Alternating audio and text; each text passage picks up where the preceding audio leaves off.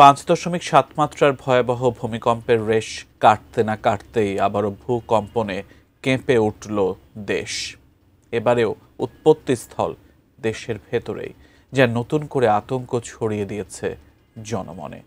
এদিকে গবেষণা বলছে বাংলাদেশ সামনে আরও শক্তিশালী ভূমিকম্পের মুখোমুখি হতে পারে, আর এমনটি ঘটলে রাজধানী ঢাকার পরিণতি হতে পারে মারাত্মক, ধ্বংসাত্মক।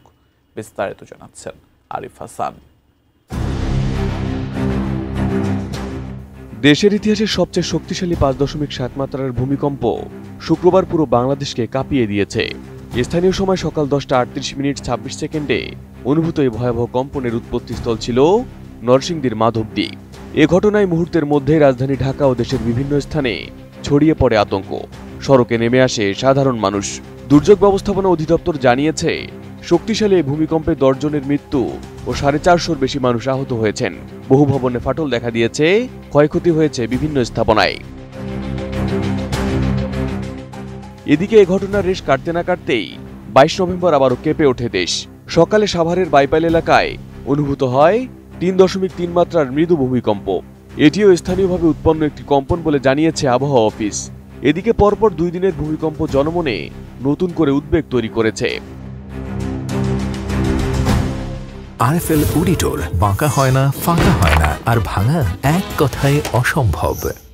মূলত বাংলাদেশ বহুদিন ধরেই বিশ্বের অন্যতম দুর্যোগপ্রবণ দেশ হিসেবে পরিচিত। ঘূর্ণিঝড়, জলোচ্ছ্বাস, বন্যা ও খরার পাশাপাশি সাম্প্রতিক বছরগুলোতে ভূমিকম্পের ঝুঁকিও বাড়ছে। ইতিহাস বলছে এই ভূখণ্ড অতীতেও ভয়াবহ ভূমিকম্পের অভিজ্ঞতা বহন করছে। বিশেষজ্ঞরা সতর্ক করে বলছেন, দেশের পূর্বাঞ্চলে দীর্ঘদিন ধরে জমে থাকা শক্তি যে কোনো সময় 8.2 থেকে 9 মাত্রার শক্তিশালী কম্পনে রূপ নিতে পারে। আর এমনটা ঘটলে তা হবে দেশের ইতিহাসের সবচেয়ে বড় বিপর্যয়গুলোর একটি। এদিকে সবচেয়ে বেশি ঝুঁকিতে রয়েছে রাজধানী ঢাকা।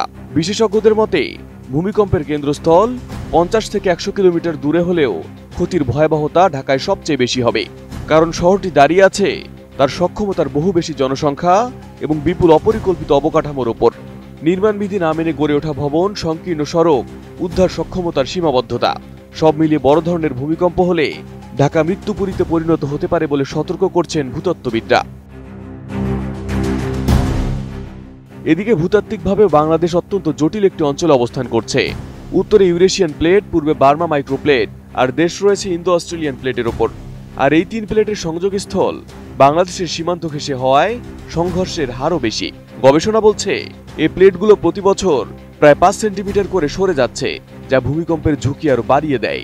বিশেষ করে সিলেট থেকে চট্টগ্রাম পর্যন্ত বিস্তৃত অঞ্চলটিকে বিজ্ঞানীরা লক জোন বলে চিহ্নিত করেছেন, যেখানে দীর্ঘদিন ধরে শক্তি জমে আছে, যে শক্তি যে কোনো সময় ভয়াবহ ভূকম্পনে নিঃসৃত হতে পারে।